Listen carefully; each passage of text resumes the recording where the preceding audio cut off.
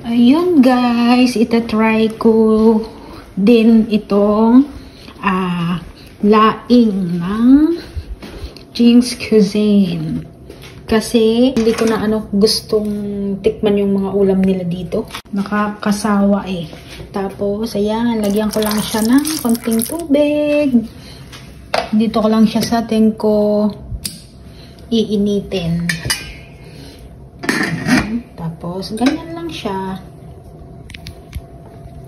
Then, mamaya, balikan natin after 5 minutes. Nako, buti na lang bumili na si amo ng sili. Sabi niya, bumili na ako ng sili. Kasi alam niya kasi kung gaano ako kahilig sa sili. And, ito. Then, mauna na naman akong kumain kay Lolo. Initin ko na yung kanin kasi nagugutom na ako, guys. Yun, 4 lang. At ayan na nga, pwede na to. I-off na natin kasi baka masobrahan na. Ayan ang aking laing. Balik ka rin natin.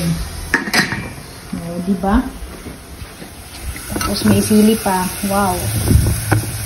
Lamig kaayo. Ngamit.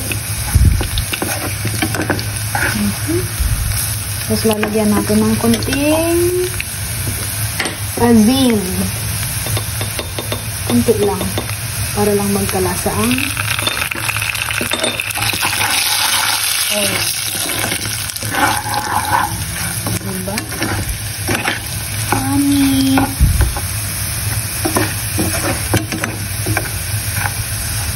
Ayan. Luto ng ating sili. O, diba? Pwede na yan. Close na natin ang fire. Then, palamigin natin siya. O, diba? Tapos ilalagay ko yan dun sa garapon na hinugasan ko. Ang bango. Putiks na yan. Lalo ako nagugutom. Yumminess. Yumminess.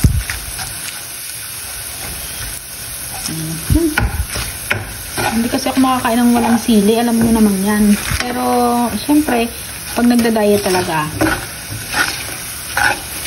iniiwasan ko yung sili. Kasi nga, alam nyo naman, sili is, nakakapasarap ng pagkain.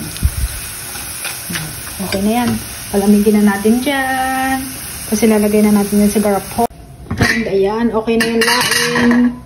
Kukunin ko na siya yun. Hindi siya masyadong mainit na. Pinabayaan ko lang siya dyan sa loob. At, syempre, taste test na natin siya. Yummy! At ayan na, bubuksan ko na siya.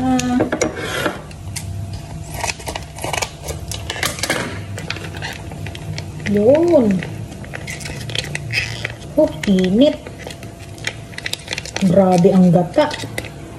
Nanunuot. Nag-oil na talaga yung gata niya. Diba? Pang siya? Pang good for 2 person.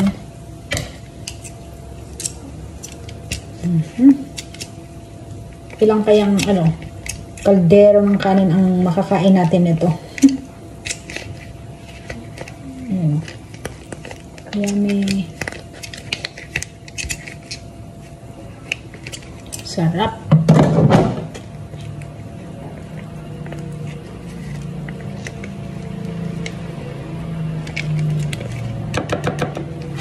Yun.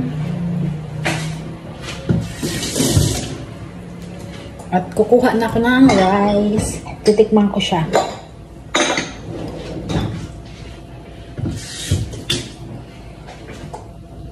At ayan na yung laing. Try natin. Naku po. Yummy. Amoy pa lang.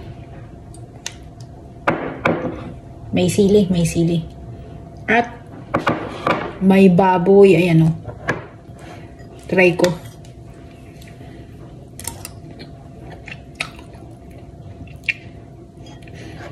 Wala.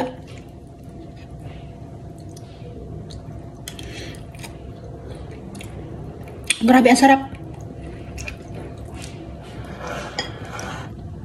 Sarap.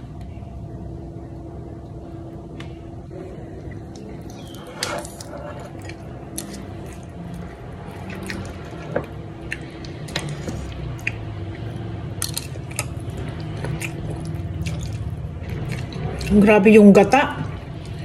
The best.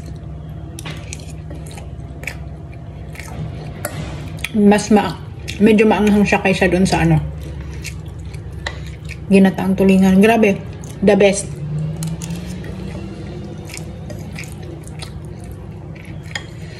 Ang laing pinaka-paborito kong gulay sa lahat. Tapos yung talbos ng kamuting kahoy. Kaya nung nakita ko to sa ano, online, ready to eat na siya.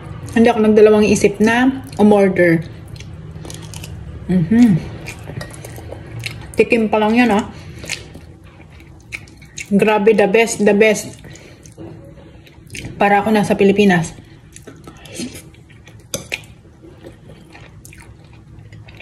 Yung lasa niya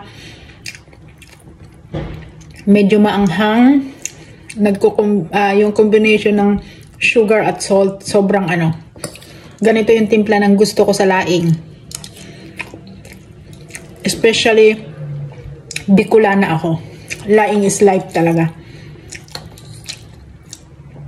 Sa amin nga, ano eh, ginagawang pampahingaw yung laing, nilalagyan ng sinigang mix. Grabe, ang sarap. The best. Ayun. Mag-order na kayo sa Jane's Cuisine. Ilalagay ko yung link sa baba sa video ko. At ang kanilang page. Well, thank you sa uulitin. For sure, buwan-buwan akong mag-order nito sa inyo para hindi ko ma-miss ang Pilipinas. That's all for today's video. Thank you!